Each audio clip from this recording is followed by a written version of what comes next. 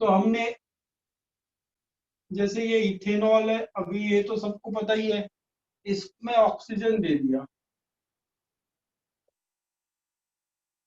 Oxygen देने के बाद इसमें क्या हो गया, हमने क्या सीखा था, इसमें ऑक्सीजन देने के बाद ये H और ये H इस ऑक्सीजन को दे दो तो आपको क्या मिल जाता है, CH3COOH, ऐसा मिल गया। तो ये ऑक्सीडेशन रिएक्शन हो गया। उसके बाद कंबशन रिएक्शन हमने देखा था, जैसे कार्बन को जला रहे, यहाँ पे O है सिंगल, यहाँ पे दो ऑक्सीजन है, मतलब ये आपको ऑक्सीजन इसमें और इसमें फर्क है, ये ऑक्सीजन गैस है, ये नेसेंट ऑक्सीजन है। नेसेंट मतलब अकेला, ठीक। तो यार इसमें बर्न करते हैं तो CO2 गैस मिलती है। फिर सब्स्टिट्यूशन बोले थे,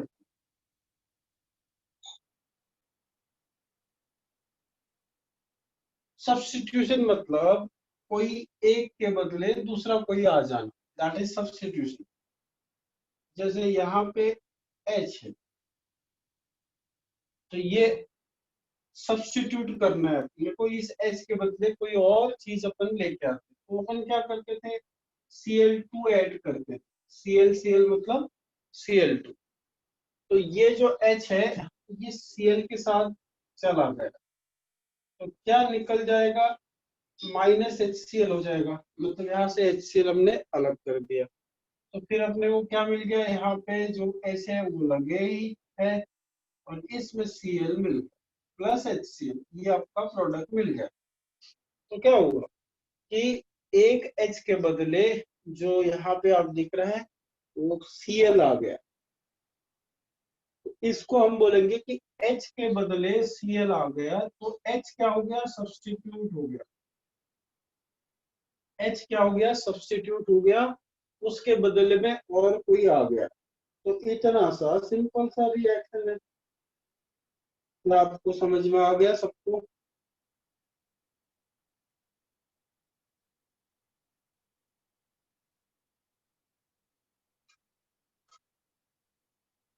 वंश को समझ में आ गया, बाकी को पिछली बार भी बताया था ना, सब्स्टिट्यूशन रिएक्शन।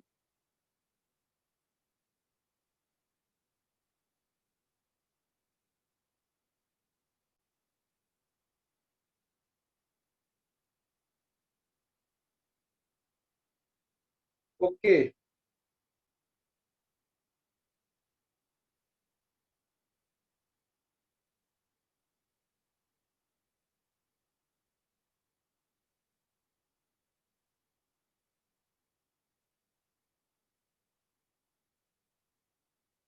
अब यहाँ से हम एक बहुत इंपॉर्टेंट टॉपिक स्टार्ट कर रहे हैं, जो आपको एग्जाम में बहुत बार देखने को मिलेगा। अब यहाँ से आप पूरा ध्यान देंगे, पूरा फोकस यहाँ पे रहेगा। तो नहीं समझ में आ रहा है वो आप पूछ सकते हो कि ये समझ में नहीं आया। तो अब हम दो ऐसे ऑर्गेनिक कंपाउंड्स आपको ध्यान रखने हैं। पहला है अल्कोहल,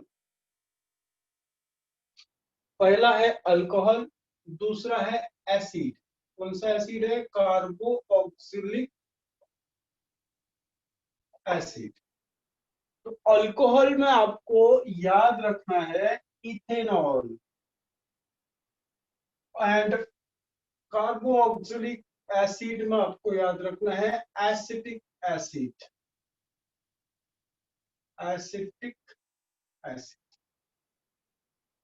अब ये जो इथेनॉल है इसका फॉर्मूला, मतलब दो कार्बन रहते हैं, एक OH लगा रहता है, इसको हम ऐसा भी लिख दिए तो चलता है।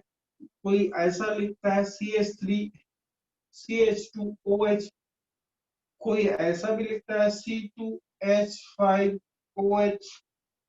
अलग अलग तरीके से आप लिख सकते हैं इसको, ऐसा भी लिख सकते हैं C2H6O। एक ही बात है ये।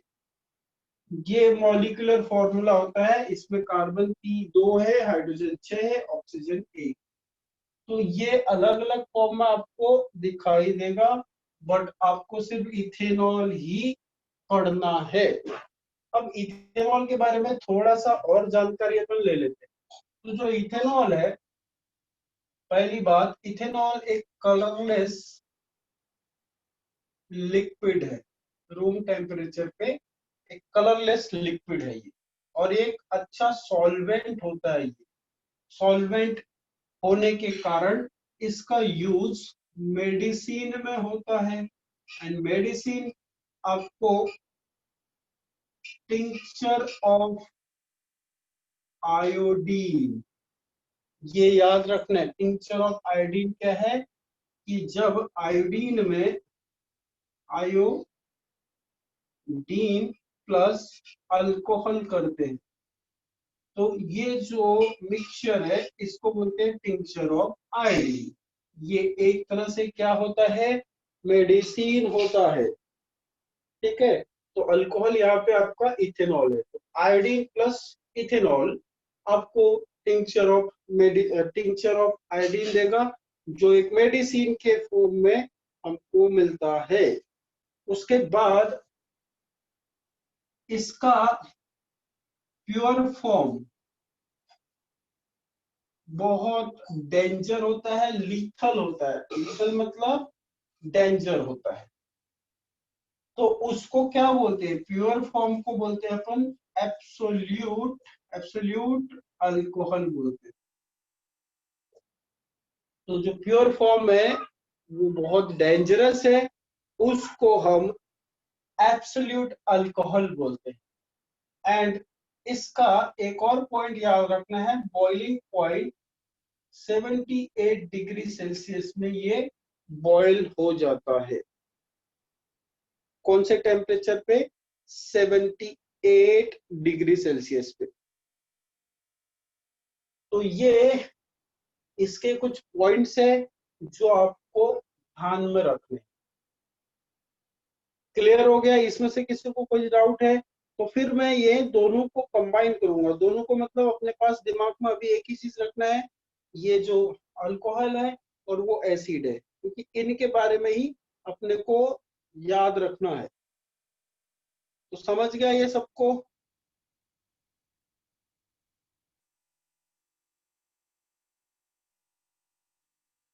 इसको नहीं समझा बताओ।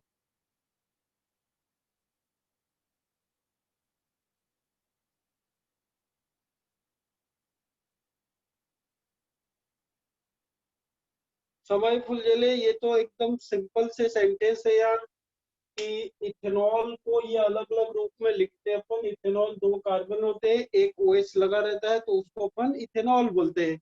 इतना तो आइडिया है अपने को, बराबर है।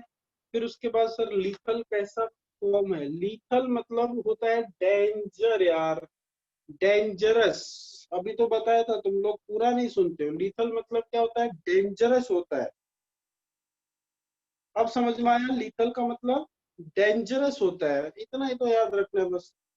उसके बाद में इसका फॉर्मूला आपको पहले से ही पता है, फॉर्मूला सबको पता ही रहता है इसका। 2 कार्बन रहते हैं, 5 हाइड्रोजन ले लो आप, और एक OH उसमें लगा रहता है, तो उसको CH3CH2 भी बोल सकते हैं अपन। तो अब इसके बारे में अपन थोड़ा सा क्या कर रहे हैं, ज्यादा जानकारी के लिए पहला पॉइंट लिख ले कि कलरलेस है, दूसरा बोल रहे हैं कि सॉल्वेंट है, तीसरा बोल रहे हैं कि इस ये मेडिसिन में यूज होता है। सॉल्वेंट है तो जनरली ये सॉल्वेंट भी है, और आप बोल सकते हो पानी में सोल्यूबल है, वाटर सोल्यूबल है। ये तो आपको सबको ही पता है, पानी में भी सोल्यूबल है। मेडिसिन, ये टिंक्चर ऑफ आयोडीन मतलब आयोडीन प्लस अल्कोहल। अल्कोहल क्या है, इथिल अल्कोहल या इथेनॉल। इसका नाम इथेनॉल या फिर और एक कॉमन नेम इथिल अल्कोहल भी होता है, एक ही बात है। फिर उसके बाद प्योर फॉर्म बोल रहे हैं अपन, ठीक है, प्योर फॉर्म भी बोल रहे हैं। एंड उसको नाम बोलते हैं एब्सोल्यूट अल्कोहल। बॉइलिंग पॉइंट याद रख लिया। तो ये इथेनॉल के बारे में इतना सा आपको याद रखना है। क्या इतना समझ में आ गया?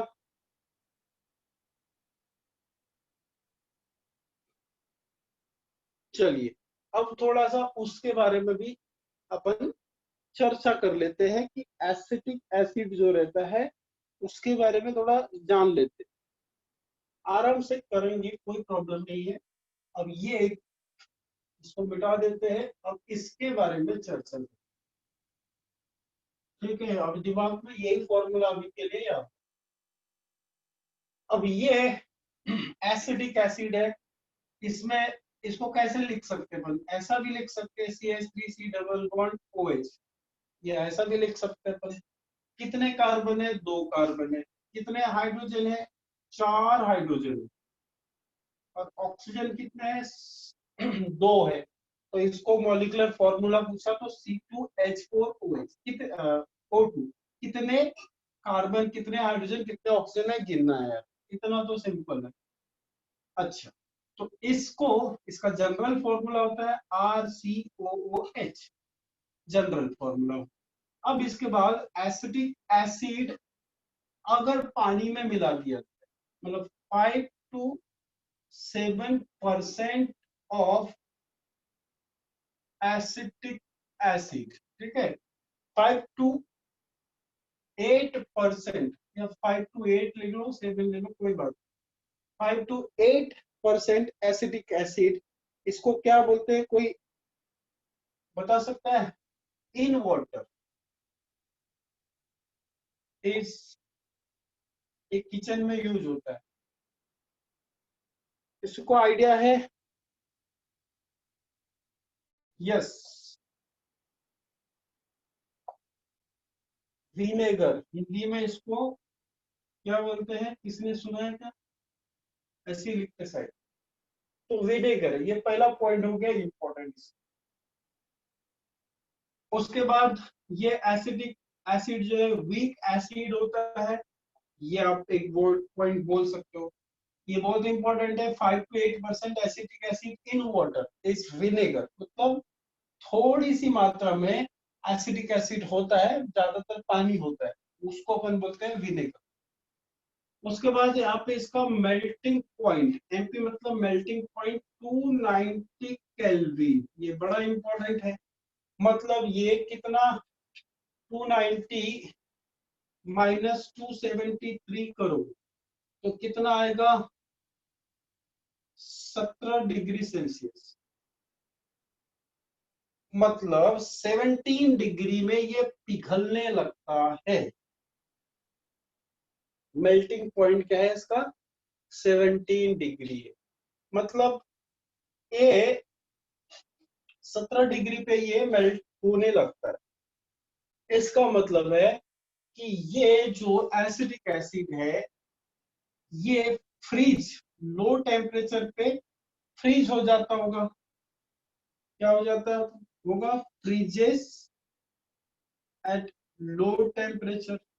क्या होता है? ये लो टेम्परेचर पे फ्रीज हो जाता है। इसलिए इसको दूसरा एक नाम बोलते हैं ग्लेशियल एसिटिक एसिड। इसको दूसरा नाम क्या बोलते हैं? Glacial acetic acid. बस इतना सा आपको याद रखना है। क्या इतना सबको क्लियर हो गया है?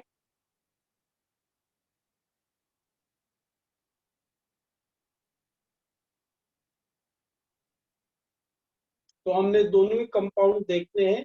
अब दिमाग में दोनों ही कंपाउंड को आपको आज के लिए याद रखना है। एक आपका इथेनॉल, दूसरा आपका कार्बोक्सिलिक या एसिटिक एसिड। अब हम क्या करते हैं, कुछ रिएक्शंस इनके देखते हैं। कुछ कॉमन रिएक्शन भी है और कुछ बड़े इंपॉर्टेंट रिएक्शन भी है। तो सारे रिएक्शन अपन अब यहाँ से स्टार्ट करने वाले हैं। आपने लिख लिया होगा तो मैं बता देता हूँ। लिख लिया सबने?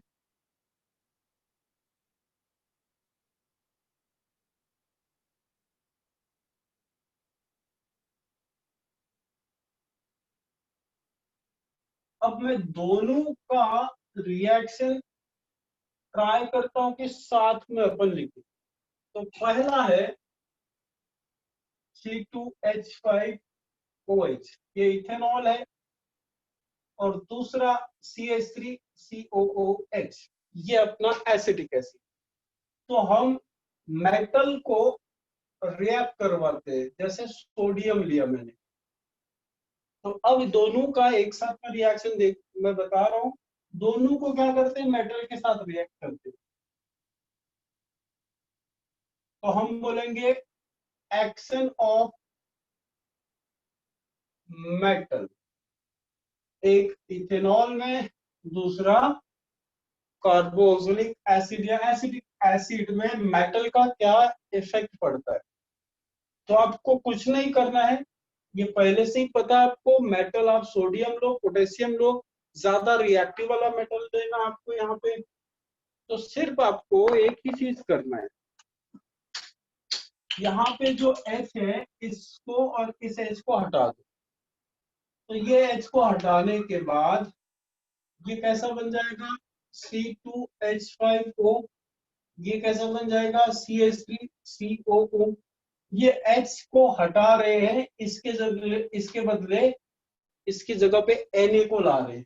तो यहाँ पे मैं क्या लिखता हूँ, Na, और यहाँ पे भी H की जगह क्या आ रहा है, Na।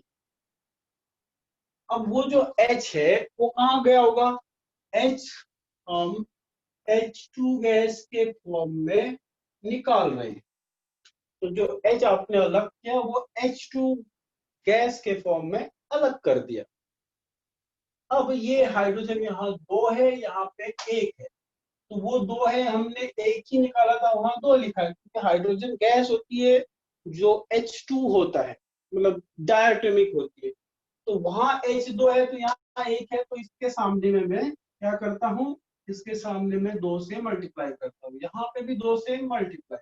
अब इस चक्कर में ये CH3COO वाला भी दो हो गया, इसको भी मैं दो से मल्टीप्लाई कर दूं, इसको भी मैं दो से मल्टीप्लाई, ये Na इसके दो हो गया, इसको दो, मतलब सबको दो मल्टीप्लाई कर देना है। क्यों मल्टीप्लाई कर रहे हैं, क्योंकि वहां पे क्या हो रहा है, हाइड्रोजन दो है, इसलिए सबको दो से मल्टीप्लाई कर दिया। अब बात खत्म, यही नहीं हो जाती, ये हाइड्रोजन गैस ऐसा एरो ऊपर कर दो, मतलब हाइड्रोजन गैस रिलीज हो जाएगी। अब यहाँ पे इसका नाम पूछते हैं, तो ये सोडियम है, इसका नाम क्या है, सोडियम, और ये इथेन है, तो इसको बोलते हैं इथो ऑक्साइड। तो नाम क्या हो गया, सोडियम इथो ऑक्साइड। ये इसको बोलते हैं sodium salt of carboxylic acid. अगर ये ध्यान नहीं रहता है तो इसी को हम सोप बोलते हैं, इसी को क्या बोलते हैं, सोप बोलते हैं। तो ये बड़ा सिंपल सा रिएक्शन है, आपको आसानी से समझ में आ गया होगा। क्या आपको आ गया सबको समझ में?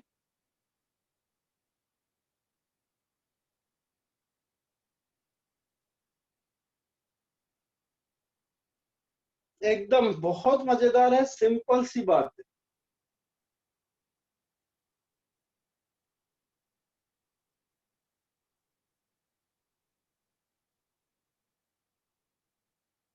ओके, तो मैं ये मिटा रहा हूं, ये पहला रिएक्शन हो गया, मतलब एक्शन ऑफ मेटल, यानी ये पहला रिएक्शन हो गया, action of metal on alcohol ethanol. दूसरा रिएक्शन हो गया action of metal on acidic acid.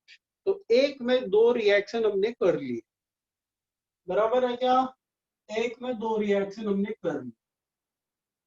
अब इन दोनों का साथ में अभी रिएक्शन हमने देखा था, अब एक अलग अलग रिएक्शन भी देख लेते दोनों का, या यूं कहें साथ में सोडियम के साथ रिएक्शन देखे थे हमने। अब अपन क्या करते हैं, दोनों को एक साथ ही मिला देते, देखते क्या बनता है। तो पहला मेरा CH3COOH है, और दूसरा क्या है, C2H5OH है। इन दोनों को मैं क्या कर रहा हूं, मिला देता हूं। अब ये दोनों को मिलाने के बाद आपको पानी निकालना है। पानी कैसे निकालते हैं? जैसे ये H दिख रहा है आपको और ये OH दिख रहा है, दिख रहा है।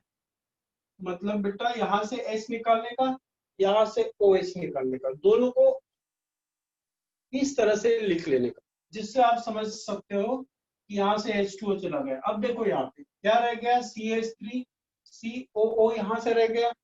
अब ये H हट गया तो वहां से वो एक बॉन्ड खाली रह गया, यहाँ से OH से टूट गया तो यहाँ से खाली हो गया, तो यहाँ से उसका बॉन्ड खाली है, यहाँ से इसका बॉन्ड खाली है, H2O चला गया, तो यहाँ पे क्या आ जाएगा, C2H5 प्लस H2। अब ये जो कंपाउंड बना है इसको नाम बोलते हैं ईस्टर, जो आपके लिए बहुत ही इंपॉर्टेंट है। ईस्टर नाम है इसका। क्या नाम बोलते हैं इसको? सोडियम, सॉरी, इसको क्या बोलते हैं? ईस्टर। या फिर इसको आप बोल सकते हो इथील इथेनॉइड, जिसको नाम लिखना ही है, इथील इथेनॉइड। अगर नाम याद नहीं आता है, सीधा सीधा ईस्टर। इसकी खासियत क्या है? ये स्वीट स्मेलिंग है, मतलब इसमें से खुशबू आती है, परफ्यूम वगैरह में यूज कर सकते। तो ईस्टर बनाने की इस प्रोसेस को हम बोलते हैं ईस्टरिफिकेशन रिएक्शन। तो तीसरा रिएक्शन आपका मजाक मजाक में हो गया, दोनों को मिला दिया, H और ये OH हटा दिया, इन दोनों को चिपका दिया, तो आपका जो कंपाउंड बन गया ईस्टर बन गया। अब वो ईस्टर स्वीट स्मेलिंग है, ये आपको याद रखना है। उसका दूसरा नाम इथील इथेनॉइड भी आप अगर चाहो तो याद रख सकते हो, ईस्टर काफी है आपके लिए। अब ईस्टरिफिकेशन रिएक्शन क्या है? तो ये हमारा एक एसिड था, ये हमारा अल्कोहल था। तो जब एसिड में अल्कोहल मिलाते हैं, जब एसिड प्लस अल्कोहल करते हैं तो आपको ईस्टर मिल रहा है। तो इस रिएक्शन को ही अपन बोलते हैं ईस्टरिफिकेशन रिएक्शन। ईस्टर प्लस वाटर आप लिख सकते हो। तो ये रिएक्शन को आप बोल रहे हो, ये रिएक्शन को आप बोल रहे हो ईस्टरिफिकेशन रिएक्शन। क्वेश्चन इसमें अलग अलग वे से पूछ सकता है। अब आपको बोलेंगे कि एक स्वीट स्मेलिंग कंपाउंड बनता है ऐसे कंपाउंड से जिसका मॉलिक्यूलर फॉर्मूला, इसका मॉलिक्यूलर फॉर्मूला क्या है, C2H4O2, एंड इसका फॉर्मूला क्या है मॉलिक्यूलर, C2H6O। यदि ये दो कंपाउंड से एक एक ऐसा कंपाउंड बनता है जो स्वीट स्मेलिंग है, तो उसका मॉलिक्यूलर फॉर्मूला क्या है? अब यहाँ देखो, कार्बन कितने हो गए बेटा, CO, हाइड्रोजन कितने हो गए, ये और वो 8 हो गए, और ऑक्सीजन कितने होंगे। ऐसे भी क्वेश्चन कर सकते हो आपको कि ये बनाने के लिए हमको क्या क्या लगेगा, ईस्टर बनाने के लिए। तो आपको आपके सिलेबस में ये दो ही चीज है। तो एक मॉलिक्यूलर फॉर्मूला, एक ऐसा कंपाउंड है जिसका मॉलिक्यूलर फॉर्मूला C4H8O2 है, तो उसको कैसे बनाते हैं, उस प्रोसेस को नाम क्या बोलते हैं, तो ईस्टर बन रहा है, वो ईस्टरिफिकेशन बोलते हैं उसको। खत्म हो गया ईस्टरिफिकेशन। एकदम सिंपल है कि नहीं, बताओ।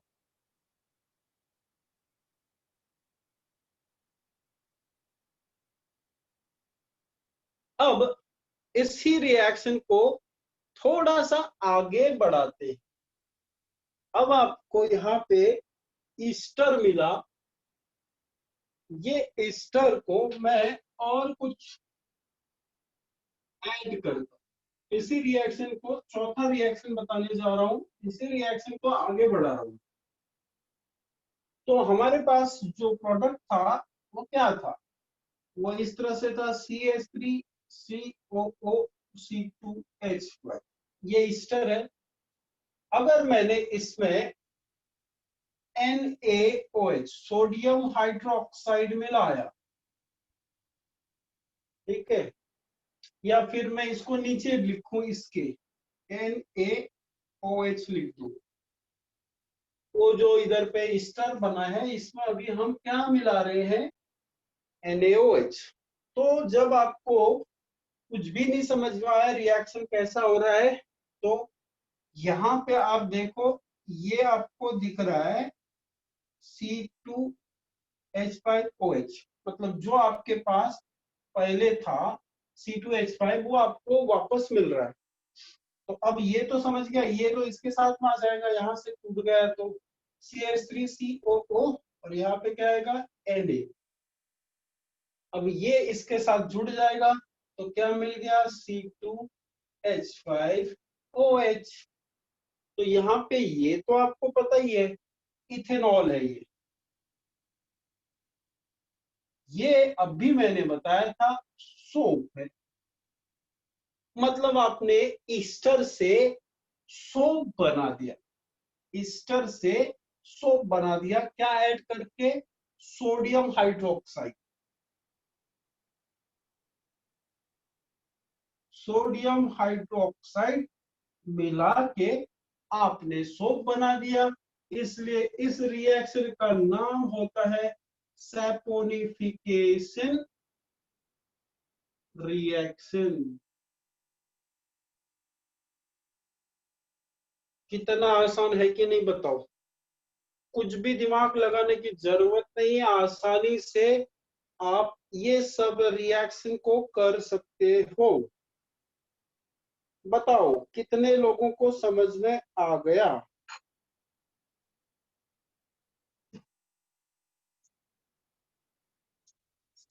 बहुत मजेदार है।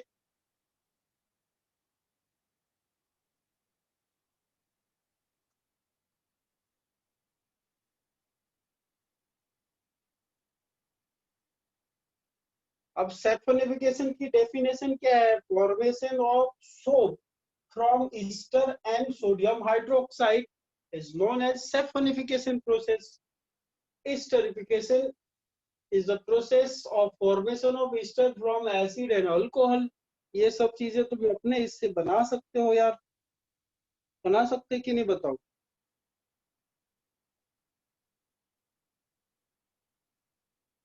आराम से आप बना सकते हो।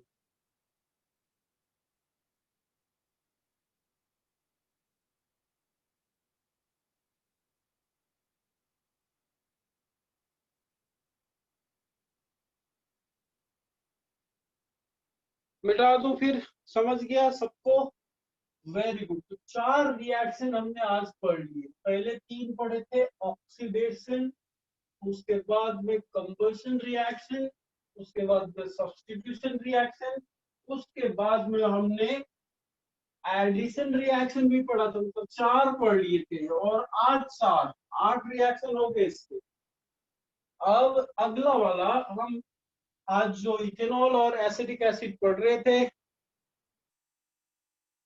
तो उसमें हमने इथेनॉल और एसिटिक एसिड जान लिया।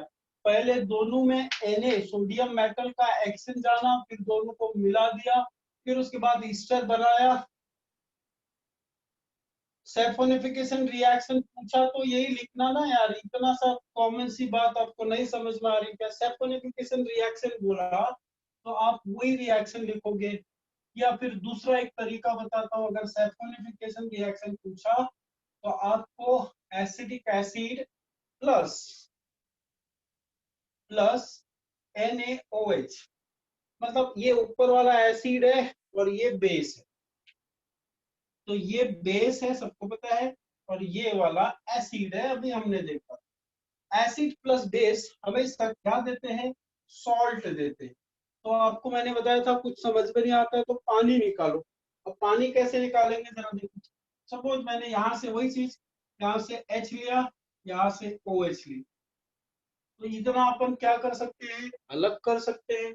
ऊपर में क्या रह गया, CH3COO, और यहाँ पे क्या लग जाएगा, Na प्लस, अब ये क्या है, H2, तो बन गया आपका सोप। इसी को ही sodium salt of carboxylic acid या सोप बोलते हैं। अब मेरे को ये बताओ, ये आपको एसिडिक एसिड में बेस मिलाया, तो आपको ऐसा पूछ सकते हैं, action of base on acetic acid, मतलब ये एसिडिक एसिड में बेस का क्या एक्शन होता है। तो आप बोलोगे when acidic acid react with sodium hydroxide it always form soap या sodium salt of carboxylic acid. तो ये एक सोप जो होता है ये सॉल्ट होता है और ये वाटर है।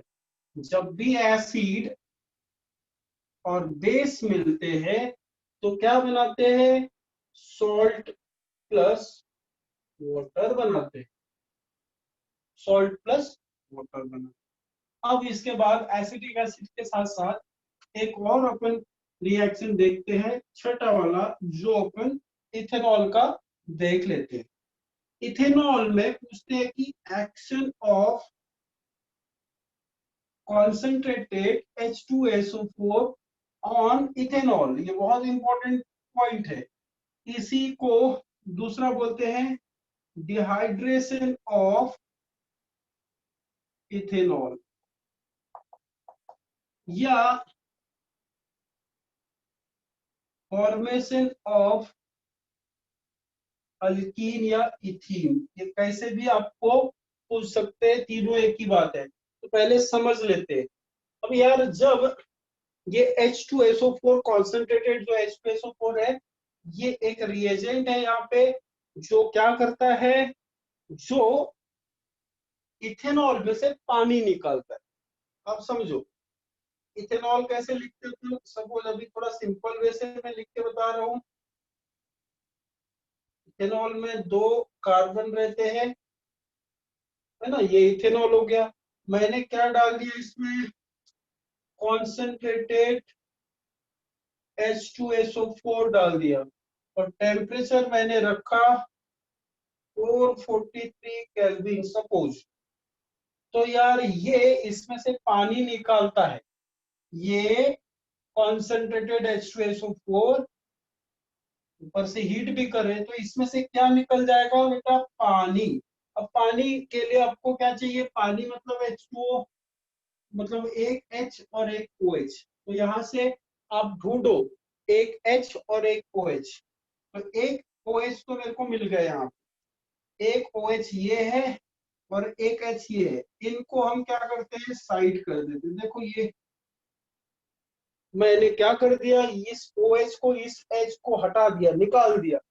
तो यहाँ पे मेरे पास ये कार्बन, उसको एक हाइड्रोजन ऊपर एक नीचे, ये दोनों ही बच गए। देखो दोनों ही बच गए, देखो अपने पास। यहाँ से मैंने क्या किया, ये OH और ये H को खींच लिया नीचे, सिर्फ यहाँ पे क्या बच गया, यहाँ से H हट गया, यहाँ से OH हट गया।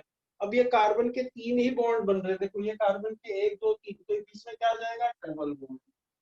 बीच में क्या आ जाएगा, डबल बॉन्ड, प्लस साथ में क्या मिलेगा अपने को, H2O।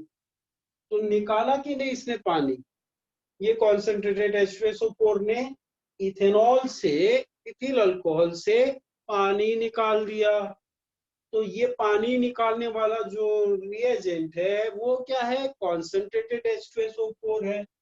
इसलिए इस कॉन्सेंट्रेटेड H2SO4 को डिहाइड्रेटिंग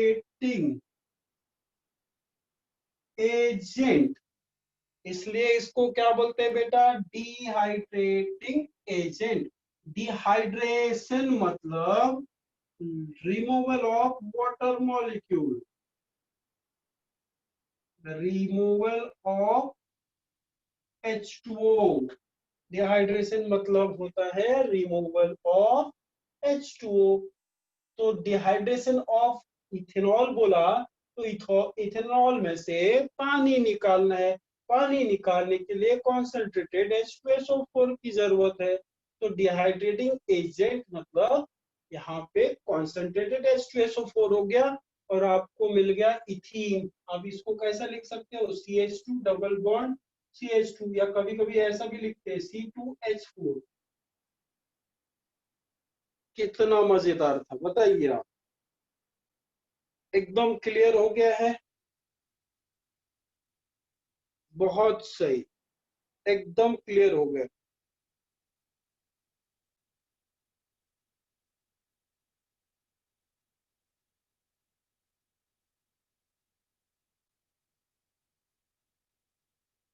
अब जिसको क्लियर नहीं हो रहा है, आप लोग एक बार वीडियो फिर से वापस से देखेंगे, किताब पढ़ेंगे, आपको डेफिनेटली इतने इजी तरीके से आपको नहीं मिलने वाला है ये।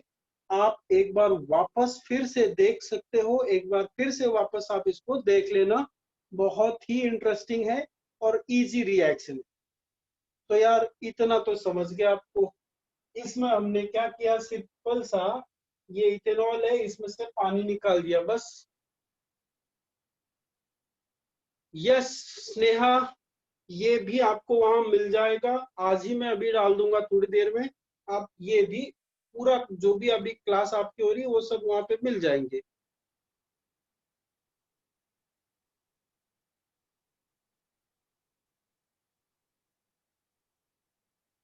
अरे ठीक है, तो यहाँ से OH निकाल दिया मैंने, यहाँ से H निकाल दिया, तो H2 हट गया, तो यार ये यहाँ से हटा दिया। अब ये हट गया मतलब मिट गया, ऐसा समझ लो ना, ये मिटा लो ना, ये लो, क्या प्रॉब्लम है, ये मिटा लो ना। ये नहीं दिख रहा आपको ये? एक कार्बन दो हाइड्रोजन लेके, एक कार्बन दो हाइड्रोजन, बीच में क्या चिपकाएंगे, डबल बॉन्ड चिपकाएंगे, तो इथीन नहीं बन गया क्या? ओके। अब ये तो हो गया उनका रिएक्शन। एक और रिएक्शन जो आपको पूछते हैं कि सोडियम कार्बन, या ऐसा पूछते हैं कि what is the action of metal carbonate और metal bicarbonate on acetic acid. तो 6 रिएक्शन मैंने आज आपको बताए। अब आपको सातवां जो रिएक्शन है वो इस तरह से है, एक्शन ऑफ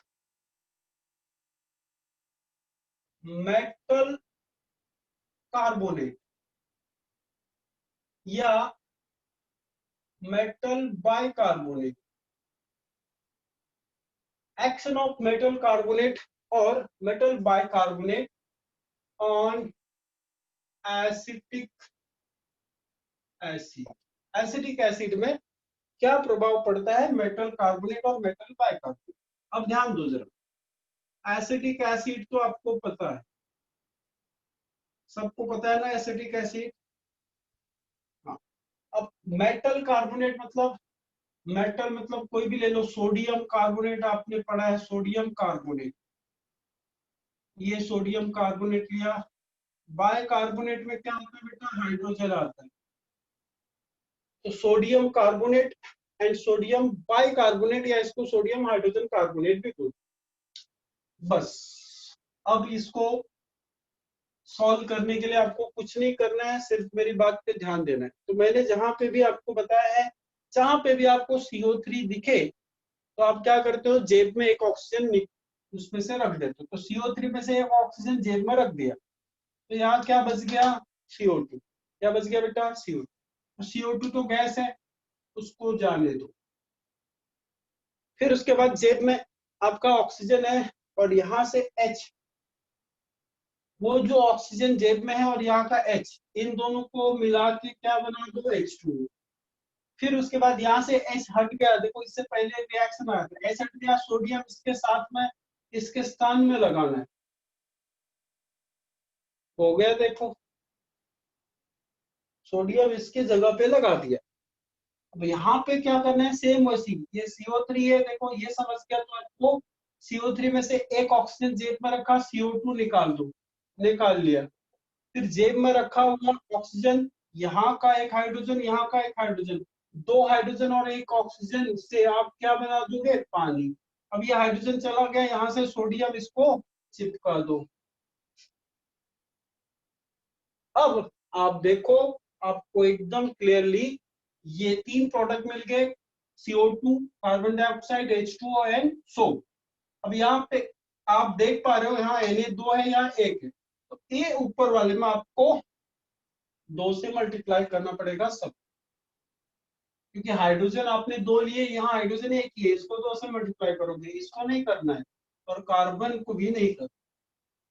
तो इसमें कुछ भी मल्टीप्लाई करने की जरूरत ही नहीं पड़ेगी, ऑलरेडी वो आपको रिएक्शन में बैलेंस मिलेगा। बताइए कितने लोगों के दिमाग में, कितने लोगों के भेजे में ये बात घुसी है? बहुत मजेदार है।